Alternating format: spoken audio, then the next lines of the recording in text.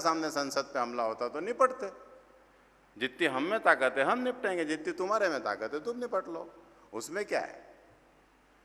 कहने का मेरा तात्पर्य यह है कि हमें त्याग की भावना से मुक्त होना यानी उन्नत होना चाहिए, लेकिन त्याग को सही परिप्रेक्ष्य में लेना चाहिए। और मित्रों, ये जितनी भी आप पॉलिटिकल पार्टियों में समस्या देखते हो, जितनी भी आप सामाजिक समस्याएं देखते हो, जितनी भी आप पारिवारिक समस्याएं देखते हो, उसके मूल में यही बात है कि वो व्यक्ति त्याग करने को तैयार नहीं है। बस मेरे अलावा किसी को मत देना, मेरे से गोरा और सुंदर तो दुनिया में कोई पैदा ही नहीं हुआ, मैं ही विधायक बनने लायक हूं, मेरे को आप अध्यक्ष बना दो, बस तू ही बन जा, बस कन्हैया, बाकी सब प्रदेश में और देश में गड़बड़ है।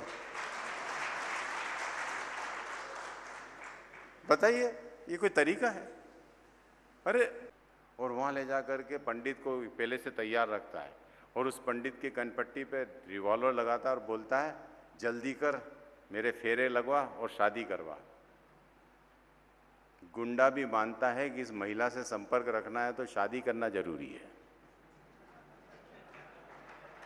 ये केवल भारत में हो सकता है, और इसलिए हो सकता है कि हम धार्मिक हैं।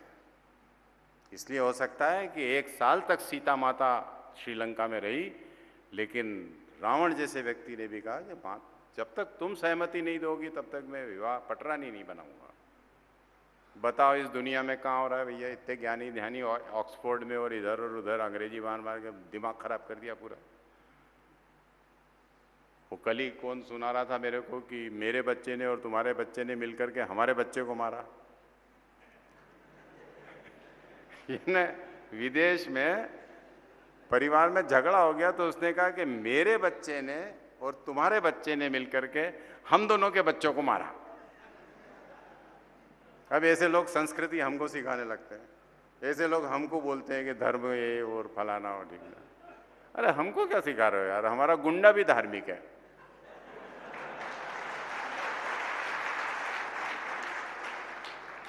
बिल्कुल आप निश्चिंत रहिए, हमारे पूर्वजों ने हमारे अंदर कूट कूट के भरा है। जो 2-3 खराबियां हैं ना, जाति प्रथा, दहेज विषय, महिलाओं के साथ जो सम्मानजनक व्यवहार नहीं, ये कुछ कमियां हटा देंगे ना जिस दिन अपन, बाकी सब अपने अंदर गोल्ड है। बिल्कुल हीन भावना से ग्रस्त नहीं होना चाहिए। वो कहते हैं कि धर्म इस देश का मूल मंत्र है। और मित्रों, मैं इतना जानता हूं कि जीता हुआ राम ही पूजा जाता है, हारा हुआ राम पूजा जाता है क्या? रामायण हार गए होते हैं रावण से और रावण जीत गया होता तो अपन राम की पूजा करते क्या? जीता हुआ अर्जुन और जीता हुआ कृष्ण ही जीता जाता है, पूजा जाता है, उसी के व्याख्यान सुने जाते हैं, उसी की बात का अनुसरण किया जाता है। पराजित समाज, पराजित व्यक्ति, पराजित व्यवस्था का कोई मूल्य नहीं होता। इसलिए सर्वस्व का त्याग करके विजय को प्राप्त करना चाहिए और भारत का गौरव मस्तक ऊपर उठाना चाहिए एट एनी गिवन कॉस्ट। उसका क्या मूल्य ले लो यार, जो पेमेंट लेना हो ले लो, लेकिन मेरे को जीतने का नशा है और कोई नशा नहीं करता, ना मैं दारू पीता हूँ, ना सिगरेट पीता हूँ, ना कुछ करता हूँ, तंबाकू खाता हूँ, मुझे जीतने का नशा है। और हारता हूँ उस दिन सोचता हूँ कि कहाँ कमी रह गई, अगली बार में फिर जीतूंगा। ये हिंदू समाज का मूल स्वभाव होना चाहिए। हमको गिंडोले जैसा नहीं होना है। इसलिए स्वामी जी कहते हैं, what I want is muscular of iron and nerves of steel inside which it dwells the same material of which Thunderbolt is made. मैं लोहे और इस्पात की स्नायुओं को वाला युवा चाहता हूं जिसके अंदर रक्त नहीं तूफान बहता है रक्त की जगह। क्या है ना, उनकी आग को कभी कभी मैं सोचता हूं कैसी वाक्य रचना करते हैं, muscular of iron and nerves of steel. ये किसकी हो सकती है? ये पराक्रमी आदमी की हो सकती है, ये साहसी आदमी की हो सकती है, ये धार्मिक आदमी की ही हो सकती है, और ये त्याग करने वाले आदमी की ही हो सकती है। यहां पर स्वामी जी एक बात कह रहे हैं कि हमें नया भारत बनाना, यानी नया भारत बनाना यानी क्या करना है? मैं डिस्कवरी ऑफ इंडिया जैसी कोई बात नहीं कर रहा हूँ। भारत बना हुआ है और पहले से है। वो कह रहे हैं इस भारत को पुनर्प्रतिष्ठित करना है। प्रतिष्ठित करना है यानी क्या करना है? वो कहते हैं कि इस देश की संपूर्ण संरचनाओं को अपने अनुसार स्वदेशी, स्वधर्म, स्वभाषा से खड़ा करना है। 15 अगस्त 1947 को हम आज़ाद जरूर हो गए मित्रों, लेकिन अभी भी व्यवस्थात्मक आज़ादी हमको प्राप्त नहीं हुई है। आज भी हम जिस व्यवस्था में रहते हैं, प्रशासनिक व्यवस्था, लैंड रिकॉर्ड, राजस्व, शिक्षा, न्याय, ये सब अंग्रेजों की कार्बन कॉपी है, सब। मिलॉर्ड, अरे क्या होता है मिलॉर्ड भाई? शिक्षा पद्धति देख लीजिए, 10+2 करेंगे, कहीं इधर मिलाएंगे, कहीं उधर मिलाएंगे। ये शिक्षा पद्धति कारकुन से बड़ा कोई व्यक्ति खड़ा नहीं कर सकती। क्लर्क से ऊपर की शिक्षा देने के लिए ये शिक्षा पद्धति है ही नहीं। अंग्रेजों ने इसे बनाई इसीलिए थी क्योंकि उन्हें इस देश के अंदर एलडीसी लेवल के लोग चाहिए थे। उन्हें कभी भी कोई हायर मैनेजरियल क्लास का व्यक्ति नहीं चाहिए था। इसलिए मित्रों, इस दिशा में कभी न कभी हमको सोचना पड़ेगा, और सोचना नहीं पड़ेगा, जितना जल्दी संभव हो करना पड़ेगा कि इस देश की संपूर्ण व्यवस्था है। जैसे मैं जिसमें रुका हुआ, आप जानते हैं उसका नाम है सर्किट हाउस। सर्किट हाउस क्यों नाम है? अरे यार, सर्किट यानी उधर वाला सर्किट मत लगाओ, आजकल वो जेल में जाने वाले हैं। सर्किट से तात्पर्य था कि जिलाधीश जब यात्रा पे निकलता था तो सेंधवा, सेंधवा से पानसेमल, पानसेमल से बड़वानी, बड़वानी से ऐसा होते हुए वापस वो जो एक राउंड लेता था उसको वो सर्किट बोलता था, और उस सर्किट में जहां रुकने की जगह होती थी उसको सर्किट हाउस बोलता था। 65 साल बाद आज भी हम उस बिल्डिंग को सर्किट हाउस बोलते हैं। धिक्कार है।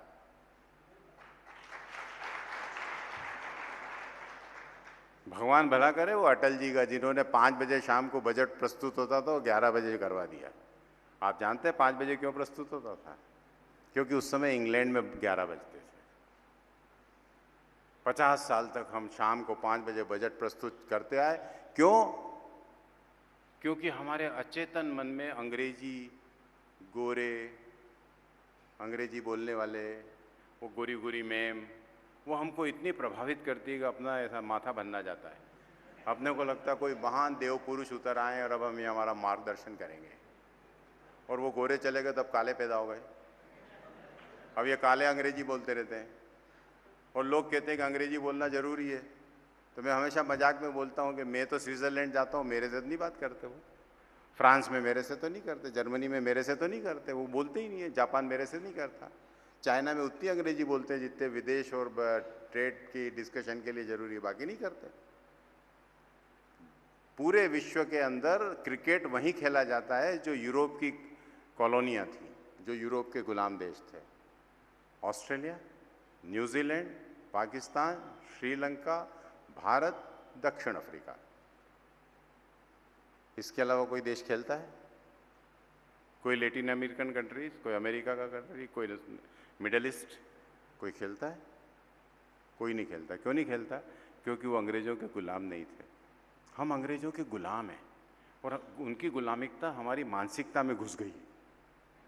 और इसलिए मैं हमेशा कहता हूँ कि अभी हमें वैचारिक रूप से स्वतंत्र होना बाकी है। हमको ये लगता है कि ये हमारे धर्म, हमारे रिवाज, हमारी हिंदी, हमारी मालवी, हमारी निमाड़ी, हमारा साफा, हमारी धोती, अरे यार ये तो सब दकियानुसी है। तो वो मई जून की 40, 45, 44 डिग्री का भी जब तापमान होता है तो दूल्हा घोड़े पर बैठता है तो 3 पीस सूट पहन करके बैठता है, टाई बांध के बैठता है, क्योंकि उसको लगता है कि सभ्य दिखने का यही तरीका है।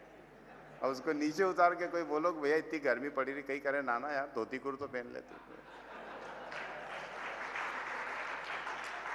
लेकिन मानसिक रूप से गुलाम है ना, उसका क्या करो? जो मानसिक रूप से गुलाम है, एक बार अगर किसी पे दिल आ गया, अब वो पागल हो रहा है, अब उसको कुछ भी समझाओ, सत्य ये है, धर्म के लिए ऐसा करो, अपने माता पिता की आज्ञा पालन करो, वो बोलेगा यार सब ठीक है यार पिताजी, मैं शादी यहीं करना चाहता हूँ, क्योंकि दिमाग खराब हो चुका है। अब दिमाग खराब होने के बाद में कुछ नहीं करना। इसलिए मैं हमेशा कहता हूँ कि कृष्ण को एक दिन पहले गीता नहीं आती थी, ऐसा नहीं है। मेरी सांस फूल रही है, मेरे को पसीना आ रहा है, मेरे को सत्य और असत्य का बोध नहीं रहा, और मेरे को लग रहा है कि मैं अपने भाई बहनों से ही लड़ रहा हूँ, तो ये तो गलत है साहब।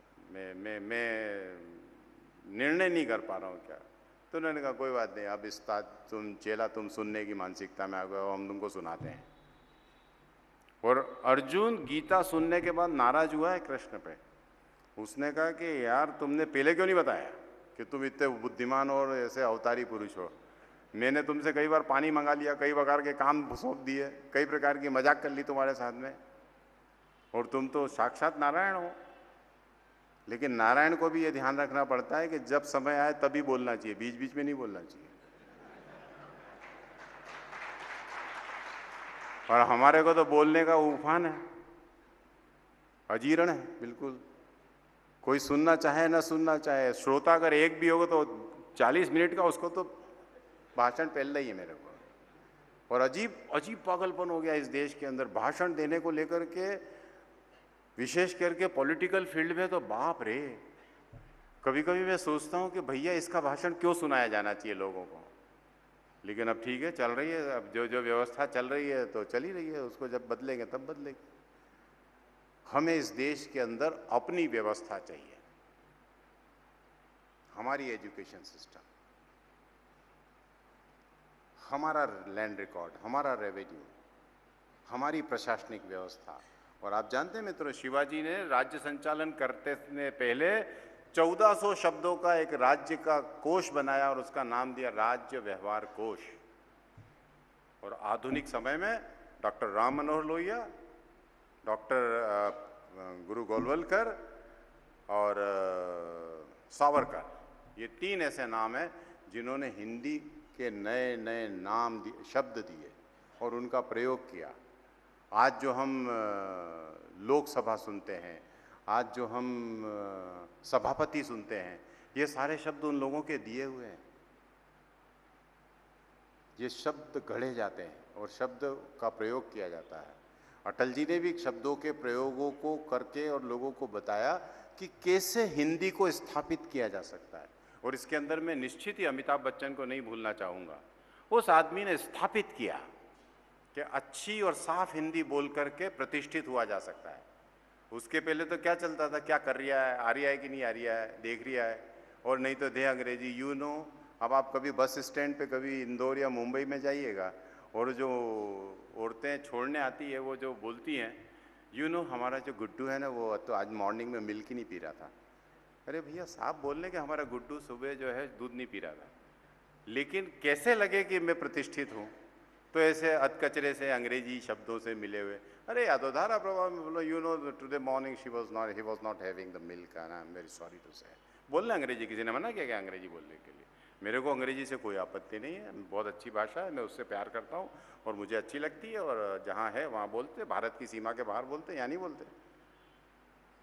कहने का मेरा तात्पर्य यह है कि अपनी अस्मिता के ऊपर गर्व करिए। बड़वानी पे गर्व होना चाहिए, नर्मदा पे गर्व होना चाहिए, हिमालय पे गर्व होना चाहिए। इसमें शर्माने की क्या बात है? मेरे गांव के संबंध में मुझे शर्माने की क्या जरूरत है? अरे ठीक है, सड़क नहीं है तो बना रहे हैं, बिजली नहीं है तो लाने की कोशिश कर रहे हैं, पानी नहीं है तो कोशिश कर रहे हैं, लेकिन आत्म प्रवंचना क्यों कर रहे हैं? ये मेरी सीमा से, मेरी समझ से बाहर है। इसलिए मित्रों, हमने लोगों ने मेरे से कहा कि आप ये नर्मदा के ऊपर क्या काम शुरू कर दिया आपने? मैंने कहा क्यों भैया, सबको पानी चाहिए। भोपाल बोलता है मेरे को पानी चाहिए, जबलपुर बोलता है मेरे को पानी चाहिए, इंदौर बोलता है मेरे को पानी चाहिए, आसपास के गाँव को चाहिए, सबको पानी चाहिए। और नदी बर्बाद हो रही है और सूख रही है, इसकी किसी को चिंता नहीं है। और अगर नहीं तो चलो दिल्ली में मेरे साथ जमुना की जो दुर्गति कर दी है, पीना छोड़िए, आचमन करना छोड़िए, हाथ भी धो लोगे तो मेरी गारंटी है। जयराम रमेश कह रहे थे कि खुले में शौच जाना शर्म का विषय है, तो मैंने उनसे कहा कि आपने बिल्कुल सही कहा, खुले में शौच जाना ये वास्तव में व्यक्तिगत लज्जा का विषय है। लेकिन मेरा प्रश्न है कि 1 करोड़ लोगों का मलमूत्र जमुना में बहा देना ये लज्जा का विषय नहीं है? शर्म नहीं आती दिल्ली तेरे को कि तेरे शहर का पूरा मलमूत्र तुम जमुना में मिला रहे हो और तुम्हें शर्म नहीं आती, लज्जा नहीं आती? एक आदमी के खुले में शौच जाने पर लज्जा कर रहे हो, 1 करोड़ लोगों का जलमल नदी में मिलाने में लज्जा नहीं कर रहे हो। इसलिए मित्रों, अपने आसपास की हर नदी की सुरक्षा करिए, अपने आसपास के वनों और पहाड़ों की सुरक्षा करिए अपने, और मत घबराइए किसी पॉलिटिशियन से, किसी ब्यूरोक्रेट से और किसी ठेकेदार से। कोई घबराने की जरूरत नहीं, कोई कुछ नहीं कर सकता। क्या कर लेंगे, क्या बिगाड़ लेगा कोई आदमी, मेरे को बताओ क्या बिगाड़ लेगा।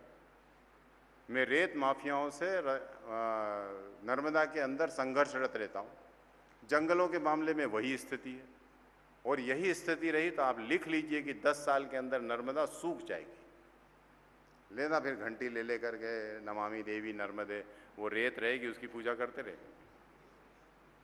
तो कहीं ना कहीं युवकों का दायित्व है कि नहीं, कि क्लाइमेट चेंज और ग्लोबल वार्मिंग की इस दुनिया के अंदर कहीं ना कहीं मुझे असर करना है कि नहीं करना है, कोई जवाबदारी है कि नहीं है। अपनी इस जवाबदारी को निभाना और नए पुनर्स्थापित भारत को खड़ा करना, ये आज की आवश्यकता है मित्रों। और स्वामी जी कह रहे हैं कि मैं देख रहा हूं कि भारत माता जाग रही है। तो भारत माता जाग रही है, ना कोई महिला नींद में से जग करके कोई सिंहासन पे बैठ रही है, ऐसा उनका वर्णन नहीं है। उनका कहना है कि भारत फिर से पुनर्प्रतिष्ठित हो रहा है, फिर से अपने आसन पर विराजमान हो रहा है। और यही वो समय है, ये घड़ी है, ये 2013 से लगा करके 2020 का समय इस देश के कालखंड के अंदर निर्णायक समय है। या तो हम पानीपत की चौथी लड़ाई जीतेंगे या पानीपत की चौथी लड़ाई हारेंगे। और इस बार हमको पानीपत की लड़ाई नहीं हारना है, किसी कीमत पे नहीं हारना है। और वो लड़ाई है भारत को फिर से खड़ा करने की। वो कोई राजनीतिक लड़ाई नहीं है, वो कोई नौकरी पेशे की लड़ाई नहीं है, वो प्रतिष्ठा या पैसे की लड़ाई नहीं है।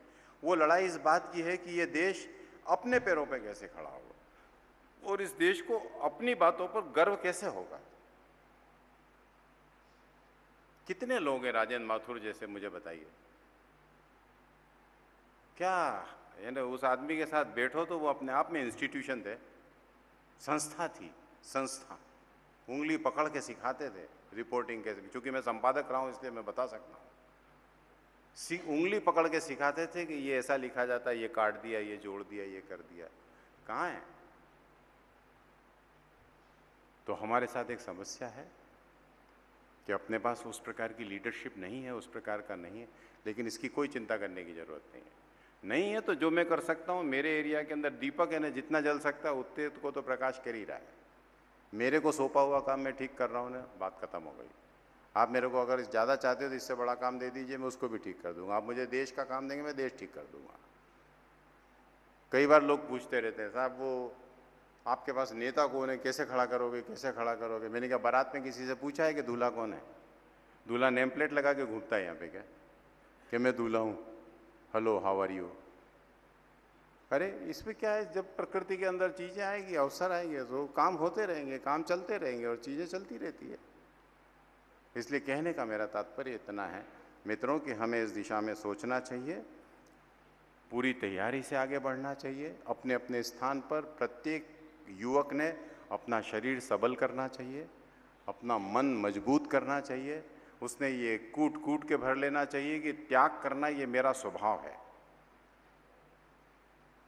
उसने ये समझ लेना होगा कि धर्म ये मेरे प्राण है। और जिस दिन इस देश ने धर्म शब्द को त्याग दिया, उस दिन ये देश खत्म हो जाएगा।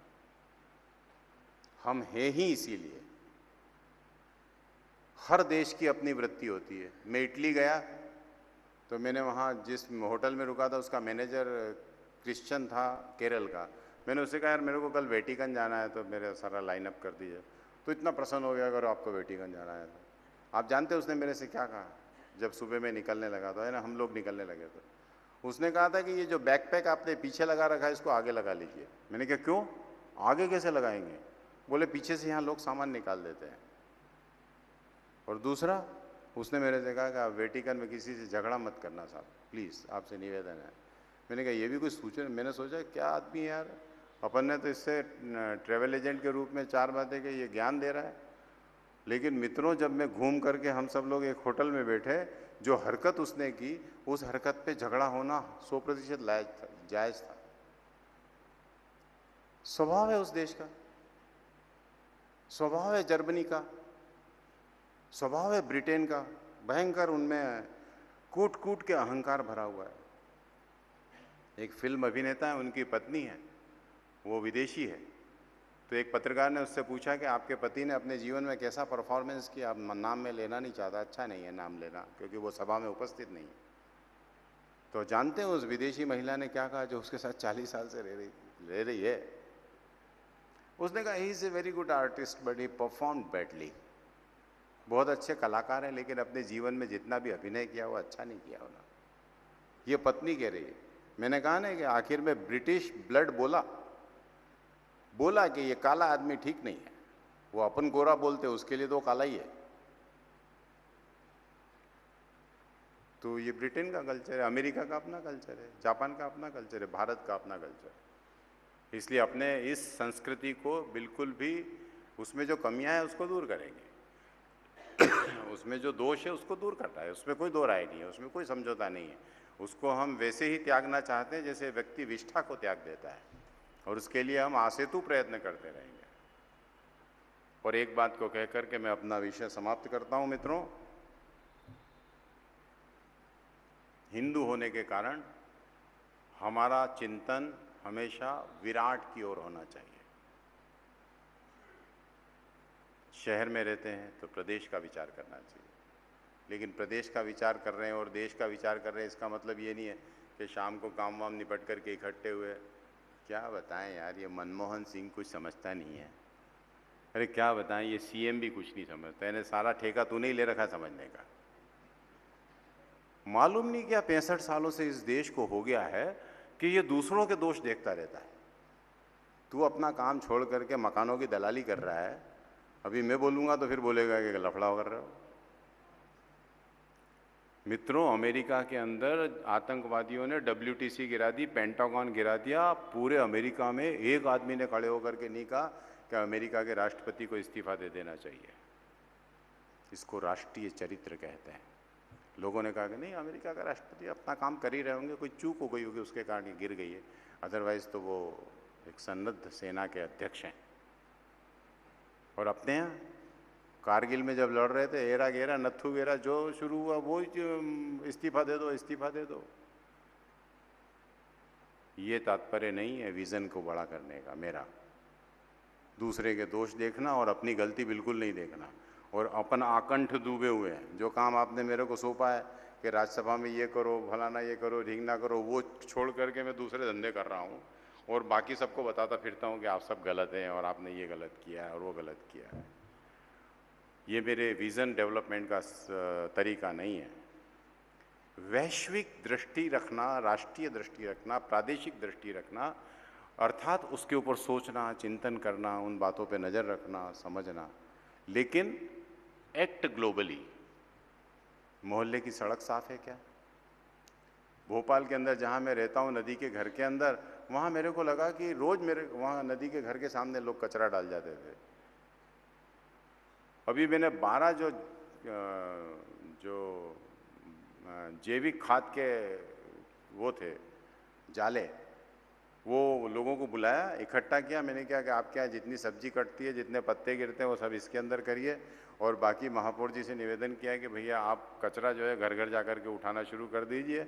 10 मई के बाद के 3 दिन कभी भी निकाल करके मैं घर घर जाऊँगा और मैं कहूँगा कि ये सीटी बजाने वाला आता है तो आप कचरा इसको दीजिएगा, कचरा ये सामने मत फेंकिए।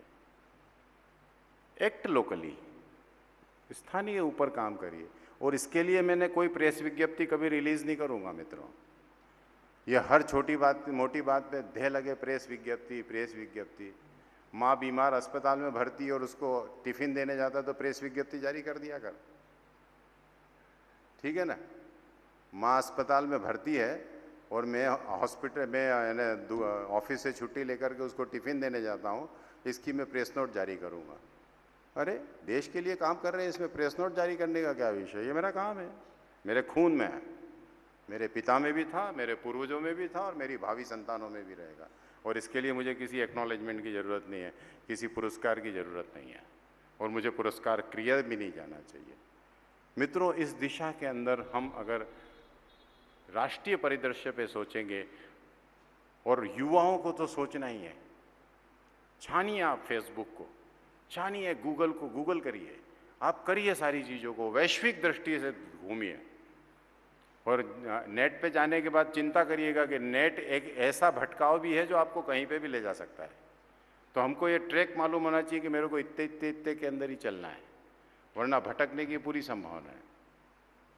लेकिन लोकली एक्ट करना चाहिए। मेरा मोहल्ला ठीक नहीं है, मेरा घर ठीक नहीं है, मेरे घर के सामने चीज़ें ठीक नहीं है, मेरा गांव ठीक नहीं है, मेरा नगर ठीक नहीं है, मेरे पास बहती हुई नदी गंदी हो रही है, लगे नर्मदा जी की घंटी, और क्या योगदान है भैया उसके अंदर? तो बोले नहीं, योगदान तो अब लोग करते रहते हैं, मेरा कोई योगदान नहीं है। मेरे कहने का तात्पर्य इतना ही है कि स्थानीय दृष्टि से उस दिशा में सोचना चाहिए, क्योंकि अपना घर साफ न हो और जमाने में हम कितनी भी बातें करें तो उसका कोई अर्थ नहीं है।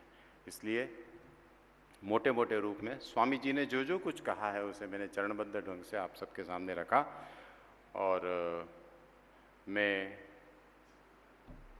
डॉक्टर हेडगेवार स्मृति व्याख्यानमाला समिति को धन्यवाद देता हूँ कि उसने मुझे निमंत्रित किया। आप सब लोगों को, पत्रकार मित्रों को, प्रबुद्धजनों को, सुधीजनों को धन्यवाद इस बात के लिए भी देना चाहता हूँ कि आपने मेरे को सुनने के लिए इतने इतना समय निकाला और आपने शांति और धीरता से मुझे सुना। अगर आपको मेरे बोलने में से कोई बात ऐसी लगती है कि ये अस्वीकार करने योग्य है, तो आप उसे निश्चित ही अस्वीकार करिए, क्योंकि ये भी मुझे पूर्वजों से ही प्राप्त हुआ है। केवल इस देश का ऋषि ही कहता है कि ये जो मैं बोल के जा रहा हूँ, ये जो लिख करके जा रहा हूँ, इसमें करेक्शन करने का तुझे अधिकार है। वो भावी पीढ़ी को कह के जाता है कि इससे ज़्यादा अच्छा थॉट अगर आ रहा हो तो जोड़ देना। We are a single profit, single book, single religion लोग नहीं है। हम कहते हैं अच्छा ये ले उपनिषद, जरा इसमें करेक्शन कर दे, तेरे में है, ये ले रामायण, तुलसीकृत रामायण, करो इसमें करेक्शन, मात्रा का दोष निकालो, वाक्य रचना का दोष निकालो, विचार प्रवर्तन का दोष निकालो। इसलिए कहीं अगर ऐसा लगता है कि ये सब बातों में कहीं कोई परिवर्तन करने की ज़रूरत है, तो आपसे निवेदन है कि आप ऐसा करें। आपने इतनी देर तक मुझे सुना, इसके लिए बहुत बहुत धन्यवाद। वंदे मातरम। को पलक झपकते ही